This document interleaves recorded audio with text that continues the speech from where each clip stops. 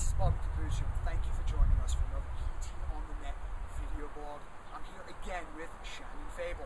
Shannon, welcome. You know, we hear experts like yourself and Ian O'Dwyer talk about fun and the element of play. And you know, there are some people who are a little bit concerned that if you're playing, you're not serious, and that means you're not going to get serious results. So is there any scientific validity behind this for a pragmatic, results-oriented, at all-cost people, or are we just frivolously wasting our lives away? Well, you are the one that knows all the science about having fun, but I'll speak from my background. I studied NLP in college, and it has been something that has fueled my career for 15 years. I honestly believe that the science of fitness is fantastic, but if we cannot get people to buy into fitness as a lifetime, they are never going to reach the goals that they want to reach. So one of the strategies that I constantly use, and it goes right along the idea of being fun, is remembering that people have to buy in. They have to buy what you're selling, and you're selling fitness as a lifestyle. And whatever way you can get them to say yes 7 times and think that they got it right, like get a little tick in their box, that makes them buy what you're selling. So for example, in a cycling class, within 1 hour, I have got to let you get 7 things right, where you get a big smile on your face and go, yeah, I did it.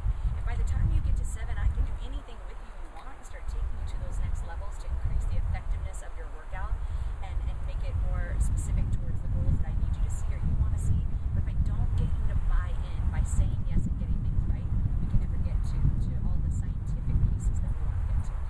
I think that's profoundly important because coming out of what Rick Carroll called 2009, the worst financial year in the history of the fitness industry, a lot of people are now saying, well, people aren't training, of course, because of the economic downturn. Yet, if I went to the movies like not so long ago, and it wasn't a matinee, and it was over $15 US per ticket, forget about the massive bucket of popcorn. So you're coming fairly close, if you go 2 people to a movie, to the price of a personal training session, especially more than the price of one small group session. So people will find any reason possible not to show up in the gym, but they'll make excuses to spend the same or greater monetary equivalent on something else that has not nearly the residual effect in their life. So I think there's something to what you were saying. If you talk about why do people want what they want, an equally important question is why do they not have it already? If you know what you want and you know the reasons why do you not have it already? And we chalk it up to lack of discipline and lack of willpower. Does it really help people? Getting more resolute in our definition of the problem does not necessarily solve the problem. And when people come in and they lose impulse control, in other words, I know what to eat. My trainer gave me a list of healthy food choices versus not so good food choices to borderline suicidal food choices. Why do I reach for the things that I agreed I would not reach for? Why do I wake up in the morning and rather than get myself to the gym, do I hit snooze 7 times rather than the law of 7 you talked about? And I think the answer is impaired function in the prefrontal lobes. And when you look at something like fun, Paul Ekman, who does a lot of research on facial expressions and on the innate display as well as the biology of emotion, talks about that the muscles that are contracted within a smile fire concomitantly, which can't be contrived, by the way. It maps to the left orbital frontal cortex, which controls our feeling of elation. Well, that does a couple things. One, when that happens, it reinforces the pleasure in the activity, which makes it compelling.